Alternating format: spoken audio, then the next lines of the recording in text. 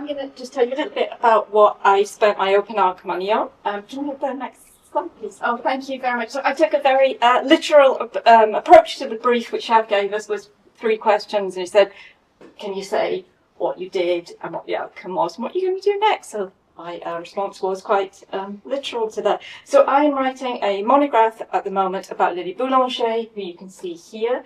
Lili Boulanger is a French composer. She's most famously known as being the first woman who won the Prix de Rome in musical composition. So I'm sure many people here will know, Prix de Rome was a very important French artistic prize. It existed in different artistic fields. Lili Boulanger was the first woman to win in musical composition in 1913. When you won the Prix de Rome, you got 3 years of funding to go and live at the French Academy, the Villa Medici in Rome.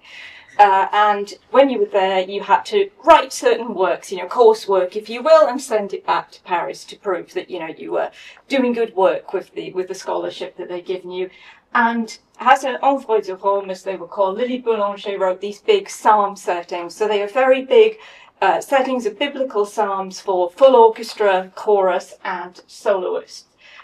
So she wrote these. The Villa Medici was, it was a very disrupted time because it was during the First World War. So she went up in February 1914. Of course, there were only 2 female students there, herself and one of the sculptors, Lucienne Reufelmann, who'd won 2 years before in the sculpture round. So they had to go home as the men were mobilized. In 1916, it was possible for some people to go back, so the 2 women and men who'd been demobilized from the front were able to go back. She wrote the psalm settings, and Lili Boulanger had a very, very short life. She died when she was only 24. She had what we would now diagnose as Crohn's disease, which was at the time incurable. So she was actually dying when she wrote these pieces.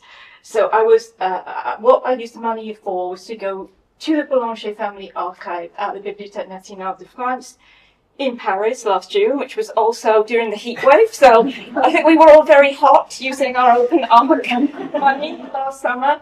And I looked at her diaries, and it was very interesting. Well, it was very sad to see how she managed to write it, because she had to manage her health so carefully that she could write when she was able to, when she wasn't feeling ill. And what I really wanted to understand from this book is that these pieces were some of the first pieces by a female composer to get established places in the concert repertoire. There isn't a lot of scholarship on Lili Boulanger. This will be the first book on her in English. But these pieces have a really established position in the concert repertoire, more or less straight away from the 1920s onwards. So I really wanted to know how. So I was in the archive thinking, I wanted to look at the performance and the reception histories of these works.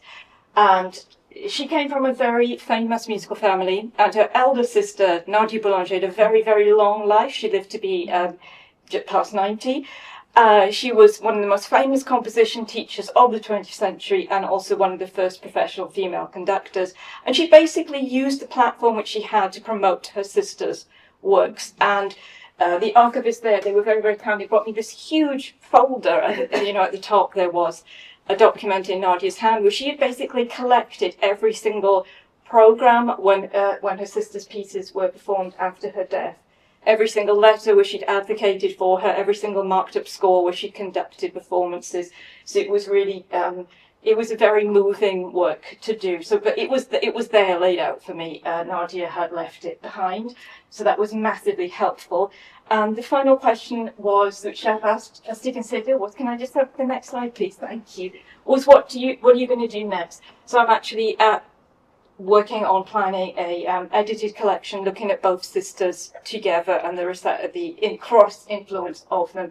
There's quite a lot of scholarship on Nadia Boulanger as a teacher, but there isn't so much on her as how she used her conducting career to promote Lili Boulanger and to promote other composers who she was interested in. So thank you very, very much to OpenARC, and thank you very much.